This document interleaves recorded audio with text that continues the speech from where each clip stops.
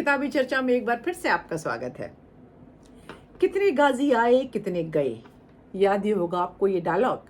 हमारे the great military officer Dhillon साहब का ये डायलॉग 2019 में जैश मोहम्मद के कमांडर कामरान उर्फ गाजी के वध के बाद बादामी बाग कैंटोनमेंट में बोला गया था। ढिल्लों साहब ने ये डायलॉग बोला था।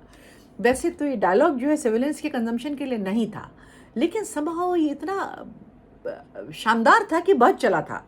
हमारे लेफ्टिनेंट जनरल के जे एस ढिल्लों ने बाप बेसी नाम से एक किताब लिखी थी, जिसमें उन्होंने अपने जीवन के अनुभव, खासतौर पे एक फौजी के रूप में उन्होंने कश्मीर समस्या को किस तरह से देखा, ये इसमें लिखा हुआ था।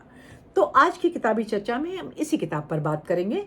ये किताब हिंदी और अंग्रेजी दोनों में उपलब्ध है, जिसे आप अमेजोन से खरीद सकते हैं। लगभग 500 रुपयों की है। किंडल से खरीद सकते हैं, और अगर आप मुफ्त में पढ़ना चाहें तो स्क्राइब में भी ये मौजूद है, उपलब्ध है। वैसे अगर आप ये वीडियो देख रहे हैं तो किताबों में आपकी कुछ ना कुछ तो रुचि होगी ही। तो अगर आपको हार्ड कॉपी की किताबें इकट्ठी करने में दिक्कत होती है तो स्क्राइब एक अच्छा ऑप्शन है।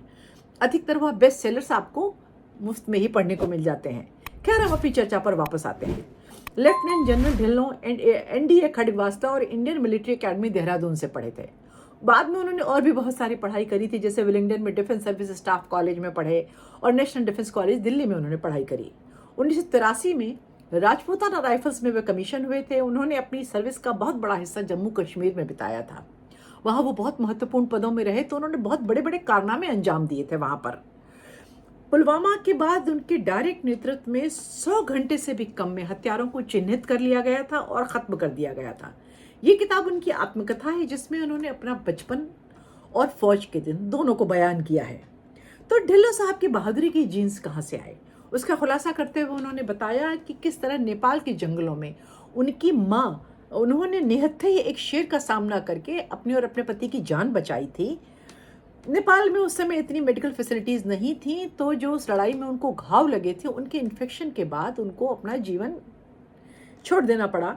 इस वजह से बाद में जो ढिल्लों साहब थे वो अपनी नानी के घर में जाके रहने लगे। वहाँ उनके मामा लोग और मामा के लड़के फौज में थे, और वहीं उनको फौज में जाने की प्रेरणा मिली। उनके बचपन की इस किताब में बहुत सी कहानियां हैं, जिससे पता चलता है कि उनके व्यक्तित्व ने इस तरह से शेप कैसे लिया। तो मुझे जो उसमें सबसे महत्वपूर्ण इस किताब में जो चैप्टर लगे वो 16, 17, 18, 19 ये 4 चैप्टर्स हैं। ठीक है, उनकी जो जीवन यात्रा है वो भी पढ़ने लायक है। उससे आपको पता चलेगा कि कैसे जीवन की छोटी छोटी घटनाएं एक व्यक्ति के जो उसका व्यक्तित्व था उसको शेप करती हैं। लेकिन फिर भी हम अगर 16, 17, 18, 19 इन 4 चैप्टर्स पे बात करें तो इसमें उन्होंने पुलवामा, बालाकोट और धारा 370 हटने से संबंधित घटनाओं को लिखा है। उन्होंने बड़े विस्तार से लिखा है कि कैसे 26 जनवरी को रात 2 बजे उनके पास कॉल आई कि सुबह होम मिनिस्टर आपसे ब्रेकफास्ट मीटिंग में मिलना चाहते हैं, अमित शाह साहब। तो गृह मंत्री ने उनको बुलाया ब्रेकफास्ट पे, वो मिले और धारा 370 को लेकर सरकार के प्लान में के बारे में उन्होंने उनसे बात करी।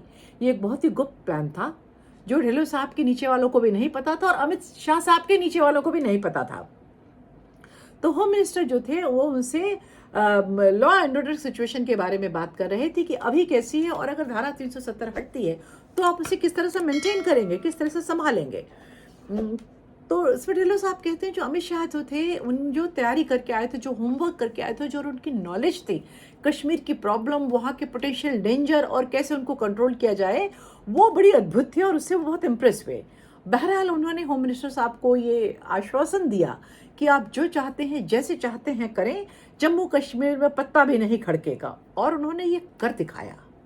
तो जो धारा 370 हटी और खून की एक बूंद नहीं बही, लॉ एंड ऑर्डर की जरा सिचुएशन नहीं हुई, उसमें बहुत बड़ा हाथ हमारी फौज का और ढिल्लों साहब का है।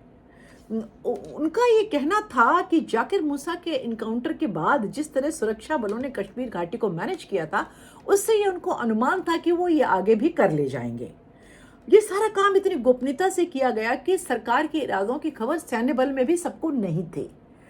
इसी तरीके से पुलवामा और पोस्ट पुलवामा का जो घटनाक्रम है, उसके बारे में बहुत डिटेल वर्णन आप इस किताब में पढ़ सकते हैं।